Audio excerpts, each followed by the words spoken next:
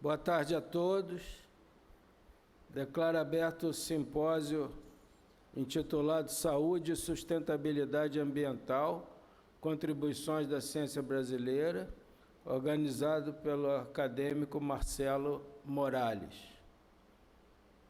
Convido o acadêmico Marcelo Morales, vai também representar o nosso ministro Marcos Pontes, de Ciência, Tecnologia e Inovação, porque teve um compromisso de última hora e não pôde comparecer, então nomeou o acadêmico Marcelo Morales, que é também secretário do Ministério, para assumir e representar o ministro. Então, o acadêmico Marcelo Morales está, nesse momento, representando o ministro de Ciência e Tecnologia e coordenando o simpósio. Por favor, acadêmico Marcelo Morales, com a palavra para a contextualização do assunto. Boa tarde a todos, boa tarde, presidente, senhores acadêmicos, senhoras acadêmicas, convidados. Presidente, o ministro Marcos Pontes, ele estava em deslocamento e talvez ele estivesse aqui conectado, acho que se permitir a conexão durante o deslocamento dele, ele está na estrada, mas eu não sei se ele está presente. Ele estava presente, sim. Se o ministro Marcos Pontes estiver presente, vai ser uma honra ele falar algumas palavras a qualquer momento em que ele conseguir se conectar. Perfeitamente. Então, se o ministro Marcos Pontes, em algum momento, estiver presente, ele vai nos dar uma palavra. Obrigado, presidente, pela possibilidade. Está na escuta. Não sei se... Ministro, a palavra... Presidente. Ministro Marcos Pontes, obrigado pelo esforço de participar dessa abertura do simpósio. A palavra é sua, com muita honra aqui da Academia de Medicina. Por favor, com a palavra. Obrigado.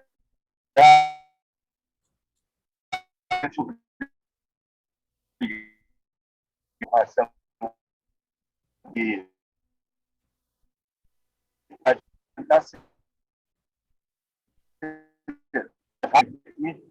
mas eu fiz questão de dar a introdução agora, trabalho, né, para também, claro,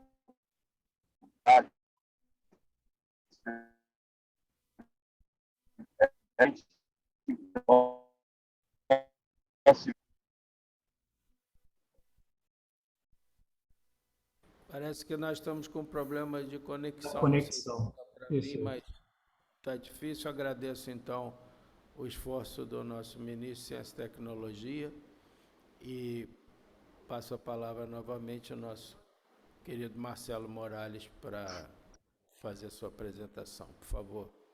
Obrigado, presidente. Se nós temos a apresentação, poderia ser colocada em tela, por favor? Então, é com grande satisfação que eu venho aqui agradecer a presença de vocês aqui conosco, nessa tarde, no simpósio sobre saúde e sustentabilidade ambiental. O objetivo desse simpósio é contribuir com o processo de diálogo e compartilhar as contribuições da ciência brasileira e das instituições participantes sobre a interface entre a saúde humana e o meio ambiente. Vai ser uma oportunidade para que vocês conheçam algumas das principais iniciativas que são desenvolvidas sob a responsabilidade da Secretaria de Pesquisa e Formação Científica do Ministério da Ciência, Tecnologia e Inovações, o MCTI, juntamente com as instituições parceiras, como a Universidade de São Paulo, a Rede Clima, o Instituto Nacional de Pesquisas da Amazônia, o Instituto Nacional de Pesquisas Espaciais, o INPE, o Instituto de Desenvolvimento Sustentável, o Mamirauá, e o Centro Nacional de Pesquisa em Energia e Materiais, o CNPEM. E, para contextualizar a atuação da Secretaria e todas essas instituições que estão trabalhando para a sustentabilidade, biodiversidade, principalmente nos aspectos relevantes à saúde humana e à saúde ambiental, eu mostro essa mandala onde estão colocados aí toda a ciência desenvolvida por essa secretaria e pelas instituições que eu mencionei agora há pouco. Trata-se de uma imagem esquemática que organiza de forma visual todo o esforço empreendido no sentido de contribuirmos, por meio da melhor ciência disponível, com o desenvolvimento sustentável nacional, buscando benefícios ambientais, sociais e econômicos e também da saúde. Uma das ações que eu coloco aqui em amarelo é a pesquisa sobre a biodiversidade. E quanto maior o conhecimento sobre a biodiversidade brasileira, melhor o aproveitamento de seu potencial na agricultura, no turismo, na exploração da biotecnologia, tão importante para a medicina e que tem impactos a essa biotecnologia de novos biofármacos, novas moléculas, que tem impacto na saúde e na indústria e a definição dos serviços ecossistêmicos que ela proporciona. A outra ação que também está em amarelo no topo ali é a bioeconomia, onde a gente busca a utilização da ciência e tecnologia para o desenvolvimento de soluções tecnológicas, de produtos e de serviços que permitam a agregação de valor junto às cadeias produtivas da biodiversidade brasileira, que tem impacto direto nas comunidades locais e aí tendo impacto também na melhoria da qualidade de vida e da saúde dessas comunidades locais, seja ela em qual bioma ela está localizada. A outra ação bastante importante é o monitoramento que está em verde. A gente sabe que as florestas tropicais elas processam mais carbono, água e energia e são mais diversificadas do que qualquer outro ecossistema terrestre. Previsões do impacto das mudanças climáticas para a Amazônia apontam para um clima mais quente, com redução na qualidade de chuvas nos próximos 30 anos, que tem impacto direto na sociedade e na saúde humana.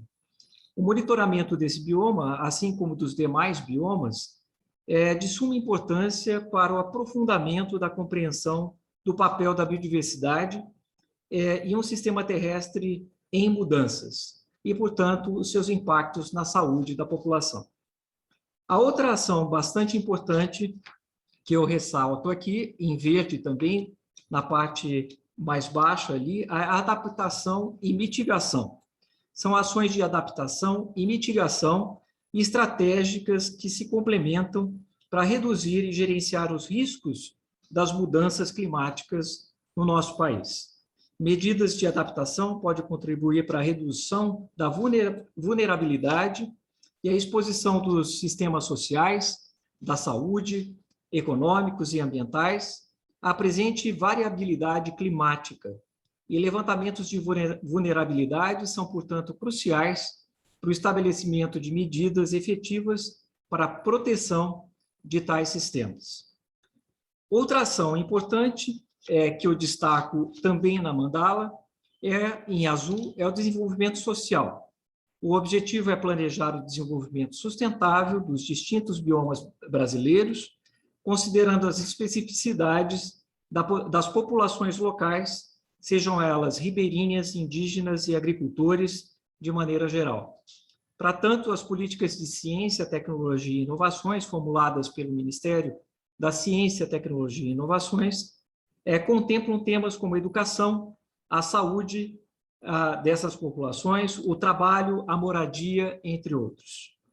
E, portanto, eu agradeço imensamente, senhor presidente, pela oportunidade de compartilhar com todos os presentes, os participantes e também os acadêmicos, um pouco de que nós estamos fazendo para manter a biodiversidade, a saúde e o desenvolvimento sustentável em nosso país. Teremos, portanto, algumas apresentações que vão nesse sentido, mostrando em detalhes alguns programas que tratam da sustentabilidade, biodiversidade e em prol da saúde humana e a saúde econômica e a sustentabilidade do país. Muito obrigado, presidente. Muito obrigado, acadêmico secretário Marcelo Morales, pela excelente apresentação. Só lembrando e ressaltando que o acadêmico Marcelo Morales é o secretário de Pesquisa e Formação Científica do MCTI. A gente tem feito um trabalho bastante profundo e incansável e nós agradecemos em nome da comunidade científica. Convido agora o Dr. Edson Luiz Durigon, do ICB da USP, para nos falar sobre conceito One Health e monitoramento ambiental na Covid. Por favor, professor Edson Durigon.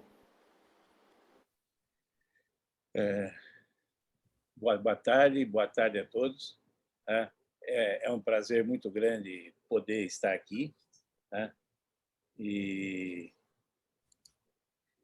eu sempre fico muito feliz quando eu posso voltar e para poder falar para essa casa tão seleta. Eu queria agradecer o presidente da academia pelo convite, o Marcelo Morales, secretário, por organizar, e, é claro, o seu ministro Marcos Pontes, por todo o apoio que a gente vem tendo aí com a Rede Vírus, né? Que é um projeto bastante ousado.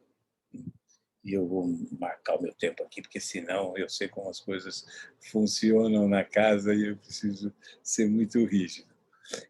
Então, eu gostaria de fazer esses agradecimentos e falar do tema que me foi colocado aqui, que é o conceito de saúde única, One Health, e o monitoramento ambiental da Covid no Brasil. Tá? Nós montamos no começo de 2020 uma rede vírus, foi organizada pelo Ministério da Ciência e Tecnologia.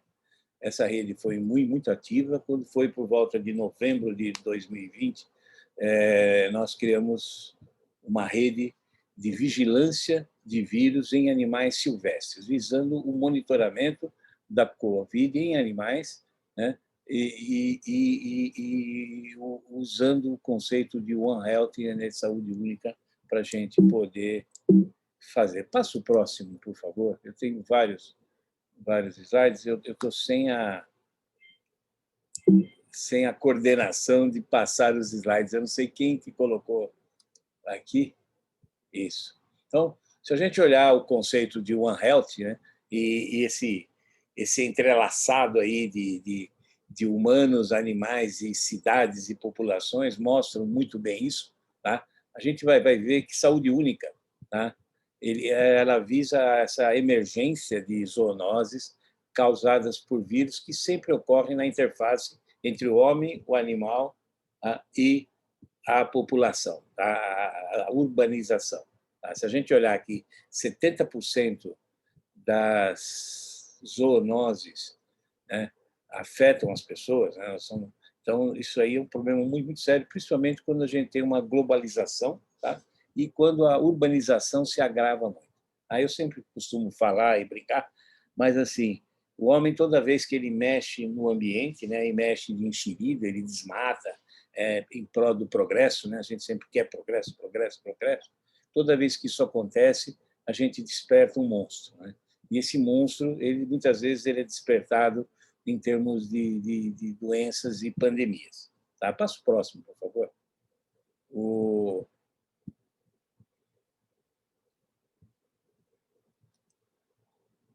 Se a gente olhar o que aconteceu em 2020, na verdade, o que começou a acontecer em 2019, né, foi no final do ano, né, em novembro e dezembro, os primeiros casos, né, do SARS-CoV-2, né, que ocorreram na China. Se a gente olhar Wuhan, né, Wuhan foi o epicentro da pandemia, né, e tudo se voltou para um único local, numa cidade de 7 milhões de habitantes, que foi o mercado de animais silvestres, né, o mercado wet market, o mercado molhado deles. Wuhan tinha esse mercado como uma grande atração turística na China, né? E começou nessa cidade, aos arredores desse mercado, uma epidemia muito grande que se transformou na pandemia de Covid-19, que hoje nós conhecemos bem e já passamos de 2 anos de pandemia. Tá?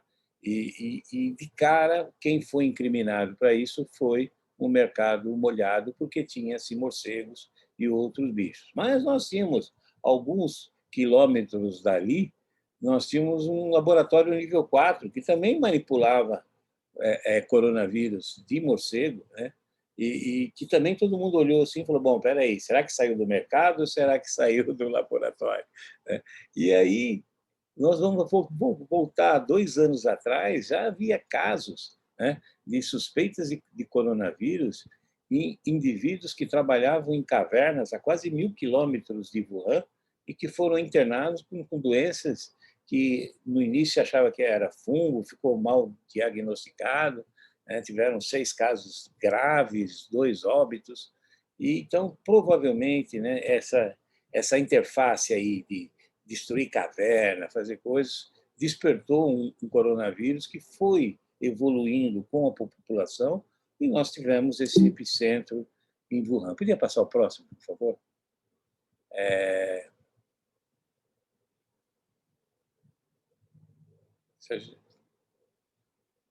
Próximo. E, desculpa, eu estou sem o meu controle de passar slide. Tá? Se a gente olhar aqui, olha, o coronavírus, ele, seguramente o hospedeiro dele natural foi o morcego. Né?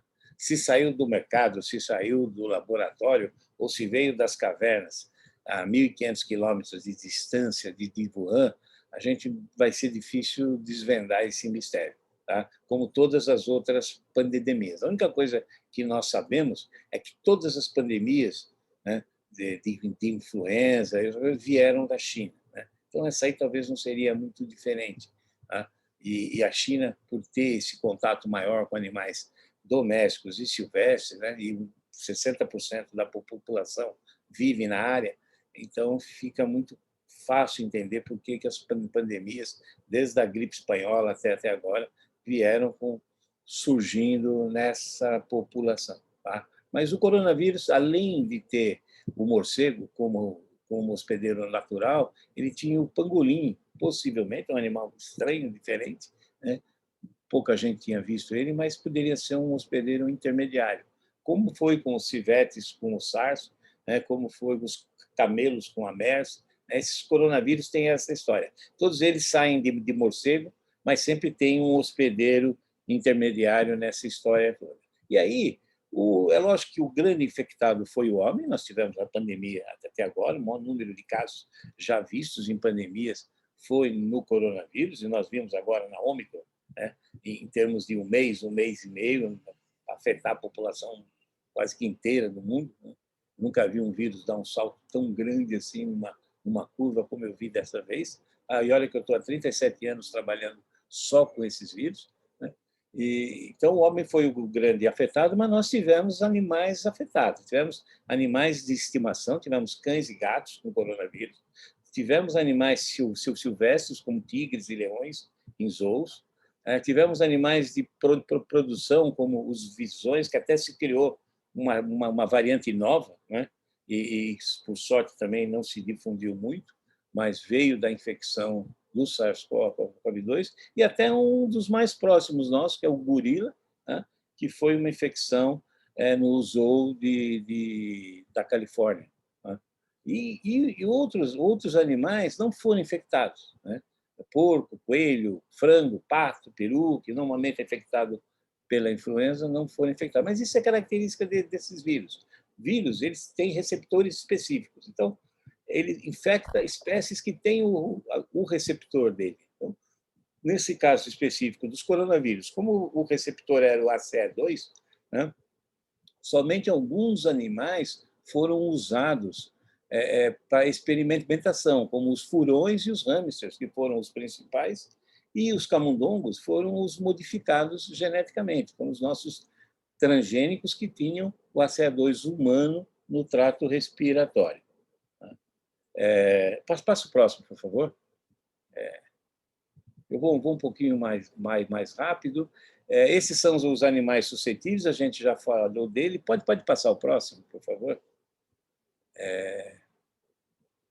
Tá. E aqui, para a gente ter uma ideia só do coronavírus, né, da pandemia de Covid, né, as infecções naturais que ocorreram em animais no mundo todo. Tá? Então, você vai ver que ela foi democraticamente espalhada. Né? Então, nós tivemos em vários daqueles animais que eu mostrei, né, em várias regiões diferentes do mundo, né? Inclusive o Brasil foi um dos contemplados. Pode passar o próximo, por favor.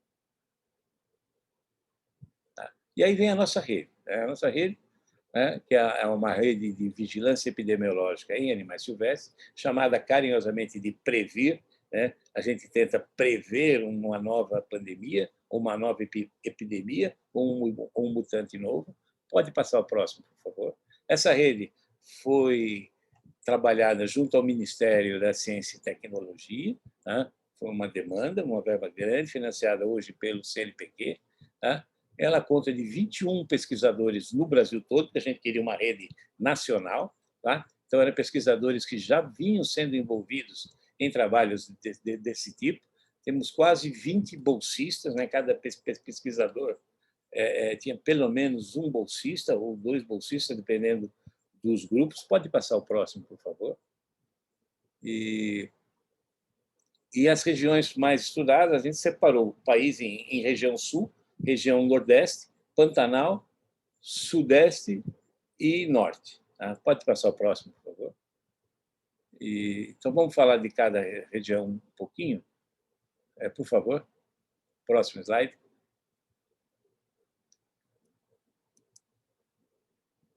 Tá? Então, isso aqui, só para mostrar para vocês, essa região sul, né? E aí as espécies alvos, pode ir passando, porque esse aqui são vários, é um slide que tem várias figuras.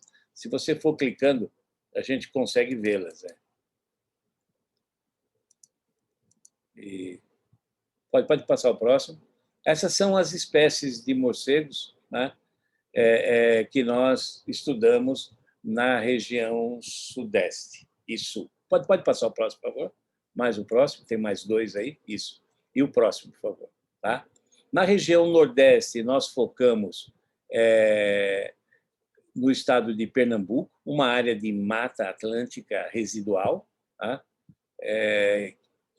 Pode passar o próximo, por favor. Tá? E isso aqui é só para vocês verem, mas as dificuldades que são para fazer essa coleta, né? A gente fala, você vai lá e pega morcego, você vai lá e pega passarinho, pega ave, tá? Mas a gente precisa de grandes especialistas. Né? Um trabalho desse tipo, ele não consegue ser feito sem zoólogos, sem ornitólogos, tá? E pessoas que têm a capacidade de capturar esses bichos em rede e depois fazer toda a biometria até chegar ao laboratório. Passa o próximo, por favor. Aqui é uma região de Mata Atlântica. Tá? Nós pegamos muito aqui em São Paulo, entre São Paulo e Paraná, região de São Lourenço da Serra, e no Amazonas, a reserva Duque, que é uma reserva florestal extremamente conservada. Pode passar o próximo, por favor.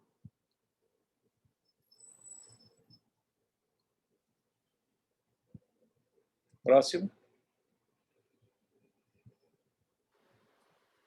Nós estamos com um pouquinho de defasagem na passagem de slides, mas tá.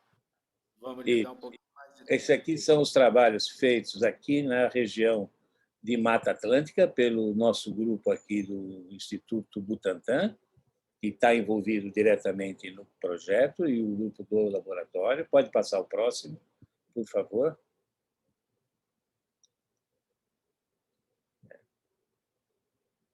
E na região norte, né, nós focamos muito o estado de Rondônia, porque o ICB já tinha aqui da USP, nós já tínhamos um laboratório de campo lá, né? Então nós estudamos lá tanto aves quanto morcegos, né? Então isso aqui é só para a gente ter uma ideia. Por exemplo, um trabalho de 3 dias, o quanto de deslocamento ele precisa ser feito pelas equipes. Pode passar o próximo, por favor? E vamos ver aqui. Fica um delayzinho, né? Próximo. Tá? E aqui é a região do Pantanal. Essa região é uma região, nós focamos mais na área de Poconé, no Pantanal do Mato Grosso né? Não no Mato Grosso do Sul, mas no Mato Grosso do Norte, tá? Perto de Cuiabá, tá? E uma área bastante rica em biodiversidade. Pode passar o próximo, por favor. Tá? Isso aqui é só para mostrar as áreas do Pantanal, e durante o trabalho nosso, nós tivemos umas ações aí de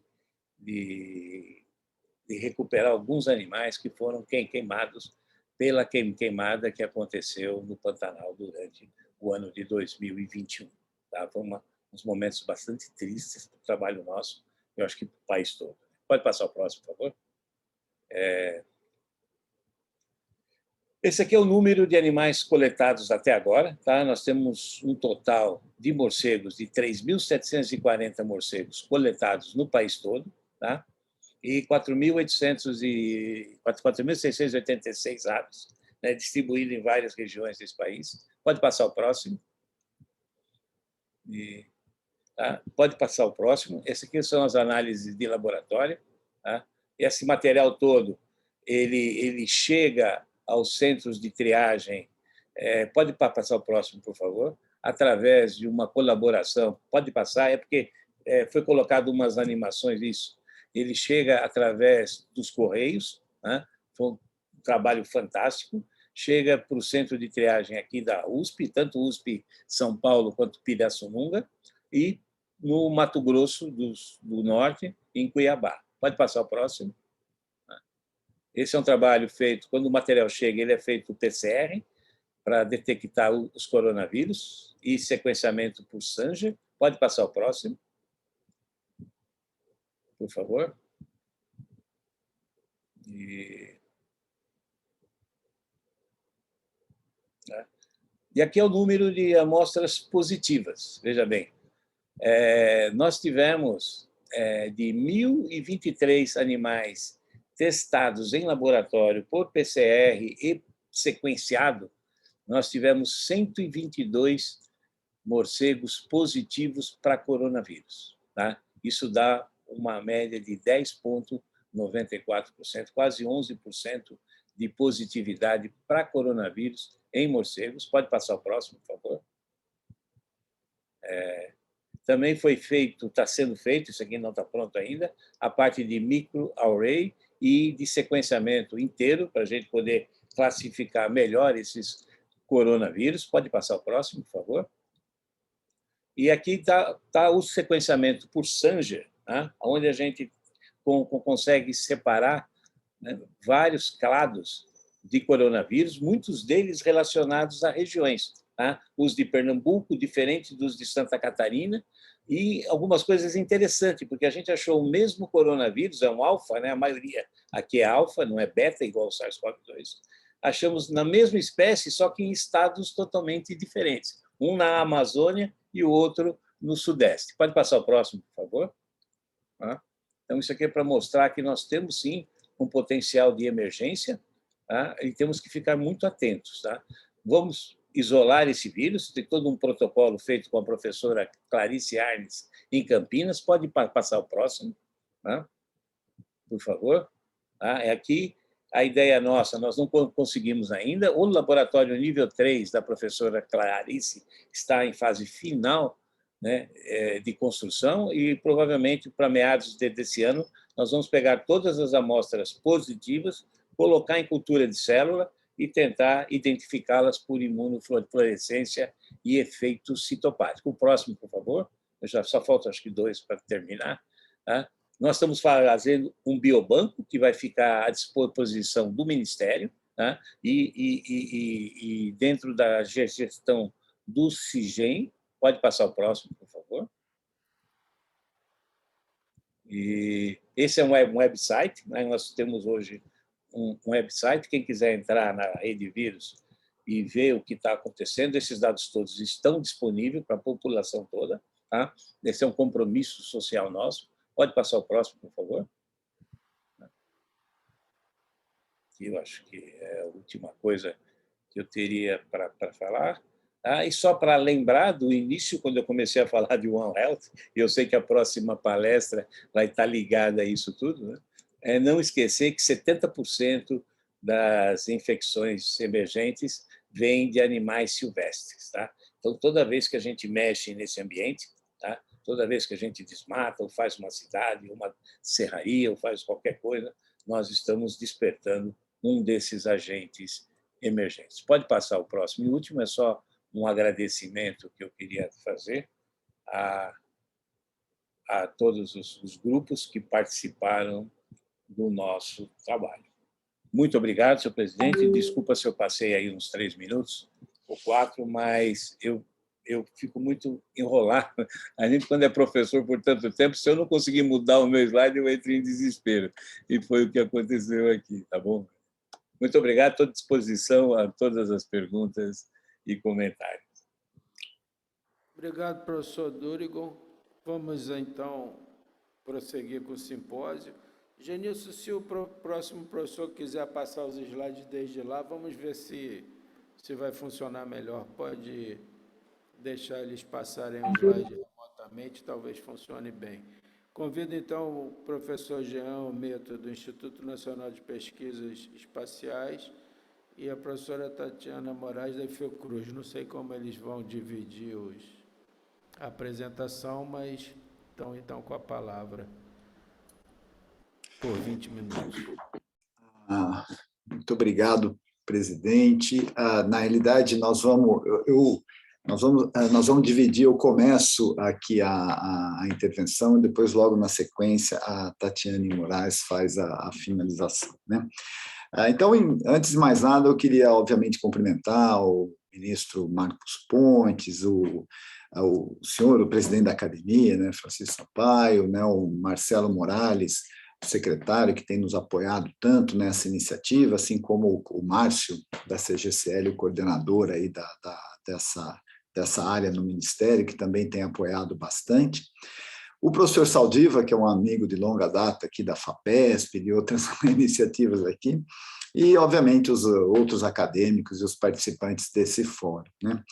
A gente é uma honra muito grande participar e trazer essa plataforma Adapta Brasil para a comunidade de ciência, da área médica, da área de saúde, em particular porque ela vem sendo desenvolvida há algum tempo, tentando trazer elementos que, como o professor Edson falou há pouco, né, que, vamos dizer, compõem uma série de impactos e uma série enfim, de vulnerabilidades e caracterizações do meio, né? E ela realmente é uma contribuição da ciência para medidas de adaptação, né? É uma plataforma que visa especificamente contribuir a isso, né? E hoje aqui a gente está com um prazer muito grande lançando dentro da plataforma o setor de saúde, né? Então, a gente hoje tem um foco particular em malária, então essa epidemiologia, mas a gente já está com outras no forno saindo já para ser implementada nas próximas semanas. Bom, então, dando sequência aqui, eu acho que eu tenho que apertar aqui embaixo. Muito bem. Eu acho que eu não me apresentei, mas o presidente me apresentou. Eu trabalho no INPE, aqui no Instituto Nacional de Pesquisas Espaciais, né? Que é uma das instituições que tocam a plataforma, mas eu vou falar aqui, elaboro na plataforma, mas eu vou falar um pouco mais sobre isso, né? O contexto dessa iniciativa, ela vem de algum tempo, a gente tem trabalhado na Adapta Brasil já há alguns anos, né? Ela faz todo o arcabouço institucional de estratégias de Estado, ela é lastreada nessas políticas, seja na Política Nacional de Mudança do Clima, no Plano de Adaptação, em programas associados ao Plano Plurianual de Investimento do Estado, e é uma série de iniciativas que o Ministério tem com relação às mudanças climáticas, né? Então, a plataforma é justamente o que temos aí, é um sistema de informação e análise sobre os impactos, os riscos de impactos às mudanças climáticas, né? Então, ela foi instituída como uma portaria em outubro de 2020, e a gente lançou essa plataforma, inclusive o ministro Marcos Pontes lançou no final do ano passado, com participação do ministro Joaquim, do MMA, e ela tem como objetivo, assim, consolidar, integrar e disseminar informações que possibilitem o avanço das análises dos riscos de impacto das mudanças do clima. ou impactos observados ou impactos projetados no território nacional. E a ideia da plataforma é ser um subsídio a autoridades, a tomadores de decisão, para caracterizar e mapear e propor medidas de adaptação a esses riscos de impacto. Então, ela destina-se, obviamente, a esse universo de cidadãos, de instituições, e um elemento importante é que ela cobre todos os 5.570 municípios do país. Então, ela tem uma distribuição nacional em todos os municípios representados. Bom, então, assim, como é que é o problema? Qual o problema que a gente encontra nesse universo todo, né, sobre a questão climática, né? Então, como é que a gente, primeiro, avalia os riscos que vamos dizer, que os diversos setores produtivos ou setores que aderentes à sociedade estão passíveis de sofrer, inclusive com relação a perdas, danos e tudo mais. Quais metodologias estão disponíveis, né? Como é que a gente fez um levantamento importante sobre metodologias, dados e ferramentas que estão disponíveis, enfim, quais são, e como é que efetivamente as pessoas podem se adaptar, né? Então, a plataforma propõe também, a partir da caracterização, abrir uma discussão sobre quais as medidas de adaptação que podem ser implementadas. Aqui a gente tem um quadro que saiu recentemente no IPCC, sobre o que, na realidade, se caracteriza como risco, é uma inter-relação entre a questão climática, entre a questão da sociedade como um todo, as questões dos ecossistemas, incluindo a biodiversidade, quer dizer, a inter-relação são sistemas que são acoplados. E o professor Edson muito bem trouxe esse elemento que a Rede Vírus tem levantado brilhantemente. Então, esses elementos, eles compõem, na realidade, um risco. E a Adapta Brasil trata justamente desse aspecto, né? Então, essa flor de adaptação aí, que é uma proposta que o IPCC já colocou com base na literatura científica no relatório anterior, e ela avançou bastante esse entendimento, né? E para nós, como é que a gente define isso dentro da Adapta Brasil?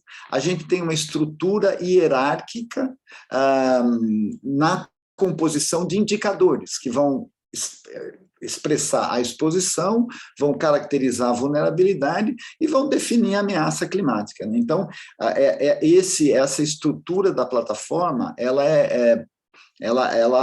nos permite caracterizar o risco a partir dessa inter-relação. Que eu estou precisando bater aqui embaixo. Um minutinho. Bom, então é assim que... perdão. Então, é assim que a plataforma trabalha. Aqui, nós temos setores estratégicos, hoje são 4, que é o sistema, que é a questão de alimento, questão de água, a segurança hídrica, segurança energética, segurança alimentar e o setor de saúde. Então, a gente analisa, a partir daquela estrutura hierárquica de indicadores, o risco de impacto, então isso está associado à sensibilidade e capacidade adaptativa, e a questão climática, que a gente olha o presente, obviamente, para poder projetar, a gente olha o presente, e a gente tem indicadores de períodos de seca, indicadores de período de chuva e também de temperatura, que é relevante para a questão de saúde, que são projetadas em 2 cenários, praticamente. Um cenário menos pessimista, eu diria, a gente coloca otimista, e um cenário um pouco mais pessimista para esses duas janelas de tempo, 2030 a 2050. Para lhes dar um exemplo do que é essa questão hierárquica na composição dos indicadores, aqui tem, por exemplo, a gente tem para compor o risco de impacto climático dentro do setor de saúde, a gente olha no nível lá dos indicadores, o índice parasitário anual, por exemplo, que define o perfil epidemiológico da malária, isso vai definir uma sensibilidade social e vai caracterizar um índice de vulnerabilidade. Eu não vou me ater muito a isso, que a Tatiane certamente vai se aprofundar com muito mais propriedade.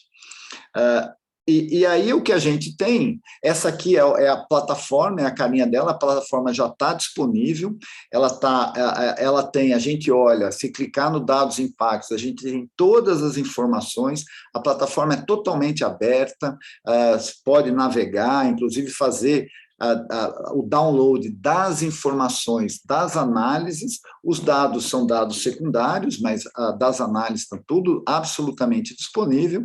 Então, tem toda uma documentação, inclusive como é que a gente fez, a metodologia, a fonte de dados, parceria e tudo mais. E quando a gente clica aqui na Acesse a Plataforma, a gente vê essa é a carinha da plataforma, e quando a gente clica aqui no risco do impacto, ele caracteriza no país todinho, município a município, um nível de risco a um determinado situação climática. Nesse caso em particular, a gente escolheu aleatoriamente o município de São Félix do Xingu, já deu meu tempo aqui, mas em São Félix do Xingu, desculpa, e aqui a gente faz qual é o risco da incidência da malária, o índice de risco de incidência da malária com relação à precipitação, e a gente tem, ele se caracteriza dessa forma, a gente tenta fazer com que a informação seja muito intuitiva e fácil de ler,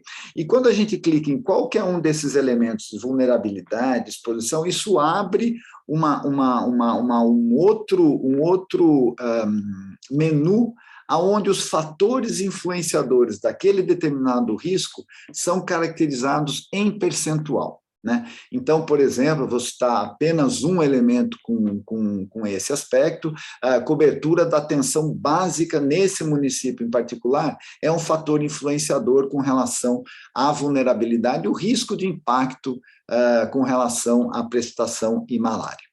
Bom, então aqui os executores dessa plataforma é o INPE, aqui com toda a questão metodológica também, enfim, toda a construção dos indicadores, a Rede Nacional de Ensino e Pesquisa, que faz toda a parte da plataforma em si, o MCTI, com o apoio e com a discussão, inclusive com a discussão técnica também, contribuindo, com parceiros centrais, que é a Rede Clima, o CEMADEM, a COP, a Fiocruz em particular, nesse caso, a ANTAC, a GIZ, e aqui a gente tem um universo de provedor de dados, que a gente trabalha com dados secundários, que são dados disponíveis, abertos, e a gente trabalha com esses dados para poder gerar essas informações. Então, aqui eu termino a minha parte, muito obrigado, aqui está o link para a plataforma, essa apresentação, caso seja de interesse, eu posso disponibilizar sem problema algum. E agora eu passo para a Tatiane, me desculpando de ter passado 2 minutos aqui do meu tempo. Oi, boa tarde. Obrigada, professor Jean. Queria primeiro agradecer, né, em nome da equipe toda, da professora Sandra Reicon também, da Ludmila Viana da UF, agradecer a todos vocês pelo apoio desde o início do projeto e pela oportunidade de estar aqui compartilhando com vocês. Eu vou compartilhar a minha tela, e se ficar ruim, eu peço para vocês compartilharem.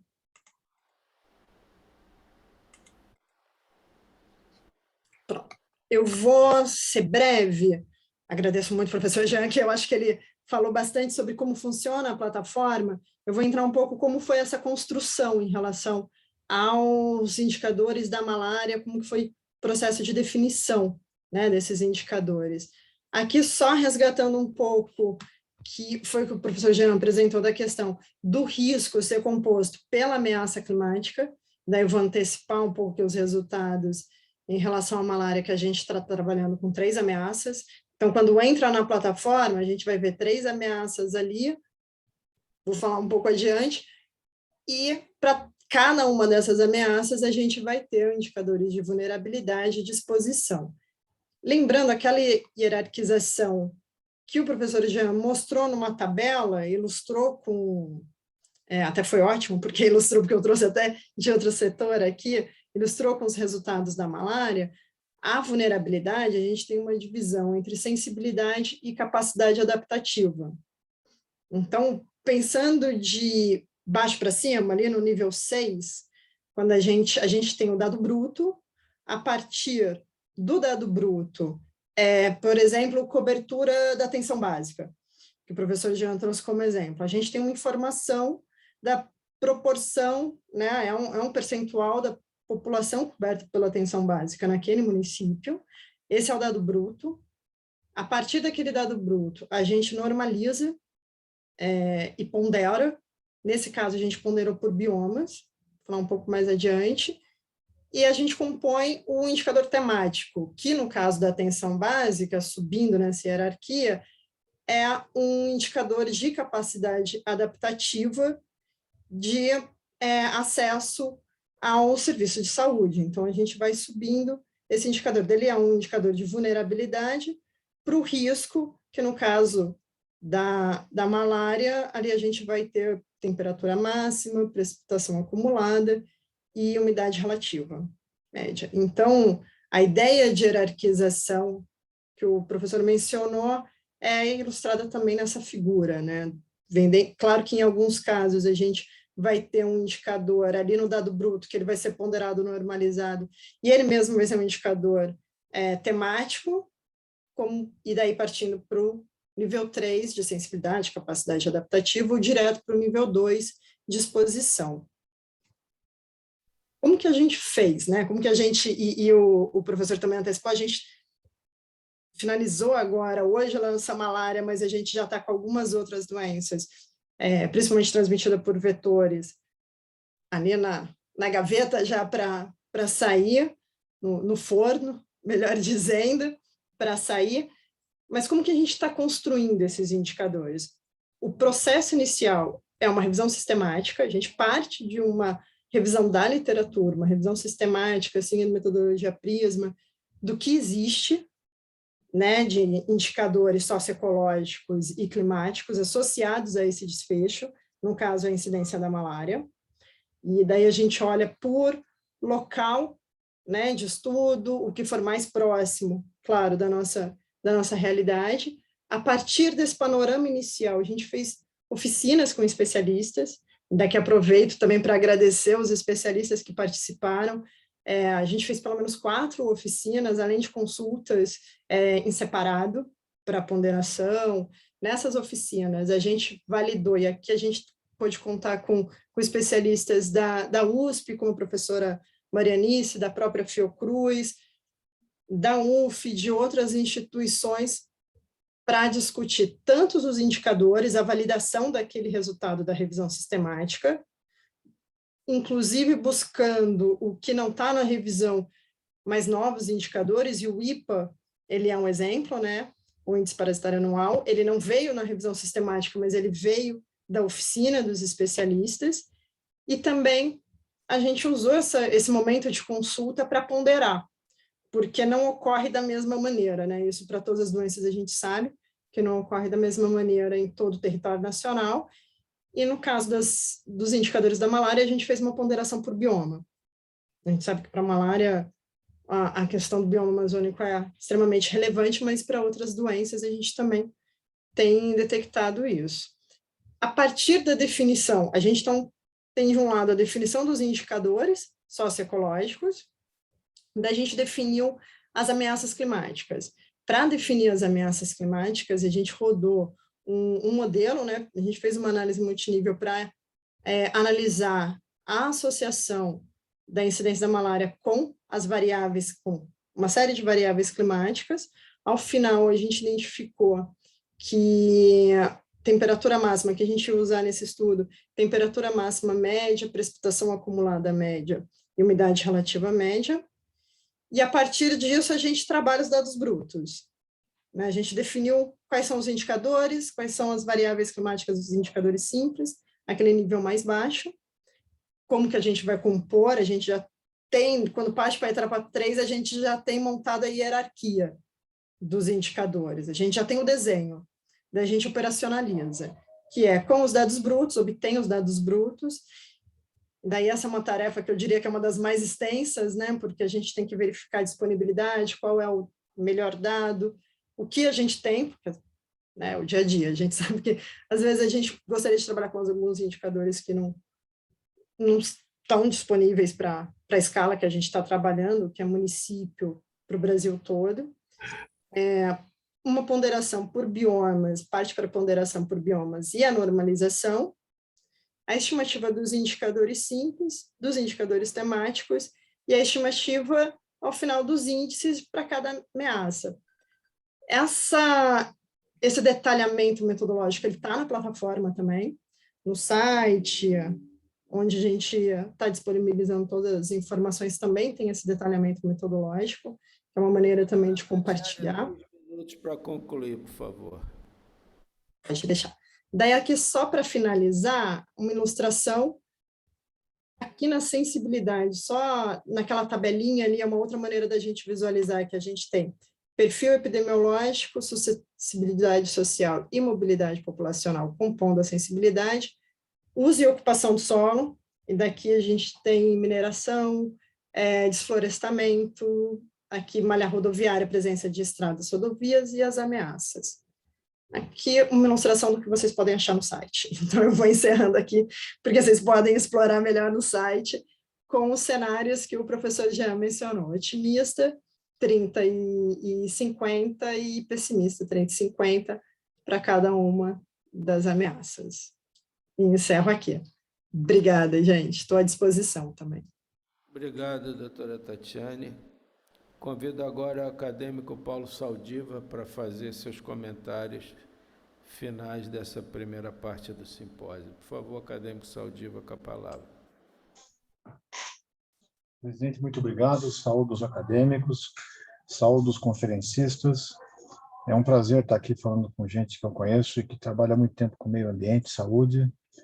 E louvo a iniciativa de se fazer essa plataforma onde incorpora-se no Ministério da Saúde indicadores que ligam sustentabilidade com danos objetivos à saúde.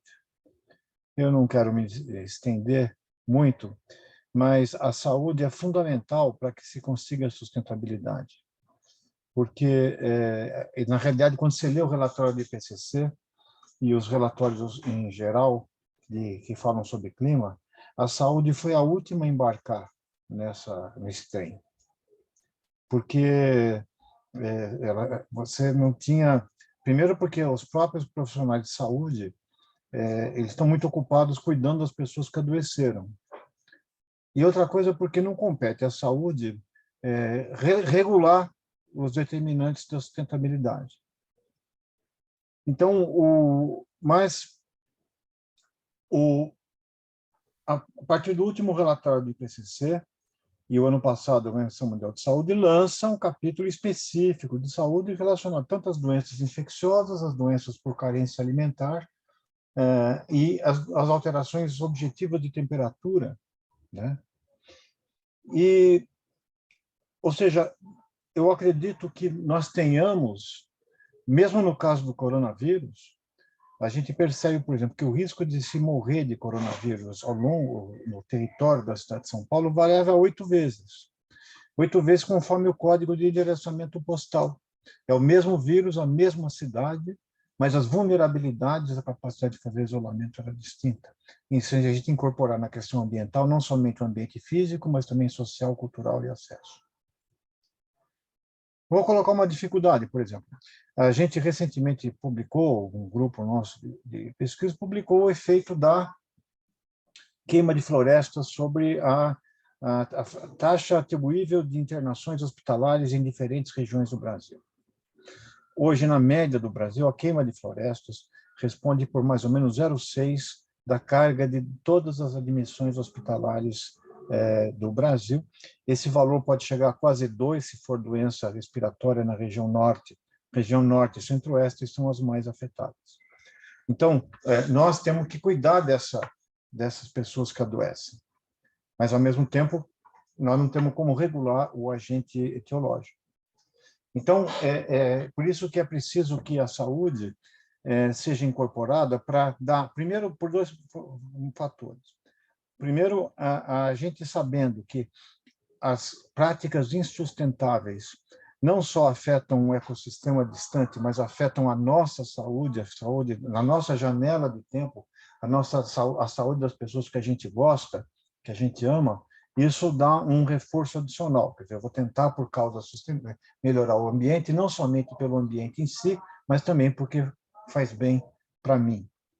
E o segundo aspecto é que a saúde é fácil de precificar, Você consegue calcular a carga de doença e seu impacto em anos de vida produtivos perdidos, e também consegue quantificar os custos diretos e os indiretos decorrentes dessa perda de capacidade de trabalho. Quando eu conversei com a vice-presidente do Fundo Verde, que é, na época, a presidente do Fundo Verde, que era a vice-presidente do Banco Mundial, eu perguntei para ela por que não tinha saúde nos relatórios do IPCC. Ele aparecia fragmentado nos diferentes capítulos. Ela falou, primeiro, porque os governantes não querem. Porque a saúde tem... É mais fácil você precificar danos em saúde do que, por exemplo, o valor de um ecossistema em pé, de uma floresta em pé. Então, isso... E é altamente impopular você negar, dizendo que eu vou obter esse determinado, manter essa determinada atividade, sabendo que isso custa, por exemplo, só em poluição atmosférica, por queima de combustível, cerca de 7 milhões de pessoas que morrem prematuramente no ano. Por isso que eu cumprimento a academia, presidente, porque talvez a gente não tenha a condição de regular os fatores que determinam esses riscos ambientais, mas nós podemos falar em nome das pessoas que nos procuram, dar voz a essa massa de pessoas que adoecem por causa das condições ambientais adversas, e fundar, talvez, dentro da Academia Nacional de Medicina, talvez um embrião da sociedade protetora do ser humano.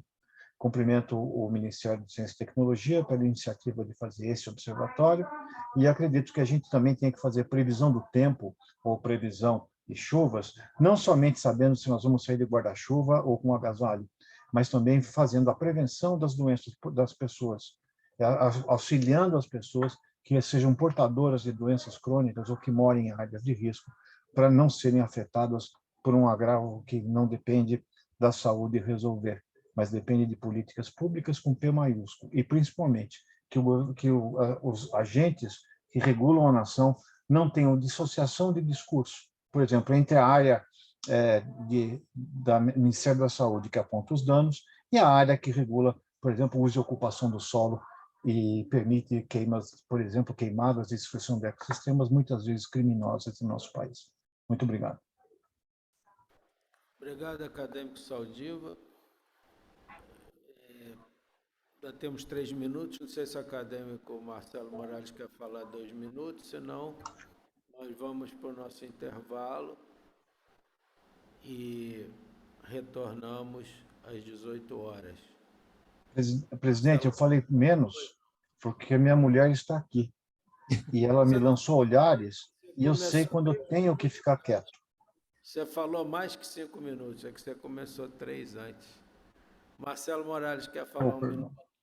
Eu só queria agradecer, presidente, primeiro a academia e também aos comentários do acadêmico Paulo Saldiva, um ícone nosso aí da proteção da saúde ambiental, e mostrar, viu, Saldiva, que essa plataforma da Acta Brasil, ela traz uma ferramenta a mais sobre o ponto de vista das mudanças climáticas, o que ela acarreta nas várias áreas que foram colocadas aí, inclusive a saúde. Então, várias outras, não só a malária, mas outros fatores vão ser colocados. Em relação ao que você falou, em relação à vulnerabilidade de pessoas que têm doenças crônicas, idosos, isso o CEMADEM, que é uma instituição aqui do Ministério da Ciência, Tecnologia e Inovações, que é o Centro Nacional de Desastres, de Monitoramento de Desastres Naturais, faz o monitoramento e alertas, não somente em relação às áreas de risco, mas à questão social. Eles têm todos esses dados, inclusive esses dados de doentes crônicos, a idade do pessoal daquela região, porque uma ação com jovens numa área de risco é totalmente diferente uma ação na mesma área de risco com idosos ou então portadores de doenças crônicas e pessoas que estão em cadeira de rodas, etc. Isso é um dado importante que temos lá no CEMADEM. Então, esses alertas eles são direcionados levando em consideração as questões também sociais. Isso é muito importante para a população brasileira. Isso é feito de forma espetacular pelo CEMADEM, que é uma instituição do MCTI. Obrigado, presidente. Obrigado, acadêmico Marcelo Morales. Queria só ressaltar aqui a presença física na Academia de Medicina do nosso vice-presidente, acadêmico Felipe Matoso, aqui na mesa, nosso querido Milton Meyer, acadêmico Aderbal Sabrá, acadêmico Cláudio Cardoso de Castro, acadêmico Walterzinho, acadêmico Orlando Marques Vieira, acadêmica Eliette Busquelar, acadêmico Basílio, acadêmico Carlos Teles, acadêmico Jaime de Marcilac, muito obrigado por estarem aqui presentes. E vamos agora ao nosso intervalo, retornamos às 18 horas. Obrigado, presidente. Obrigado, Durigon. Obrigado, Jean. Obrigado, Tatiana. Obrigado. Até mais tarde. Obrigado aí, até mais.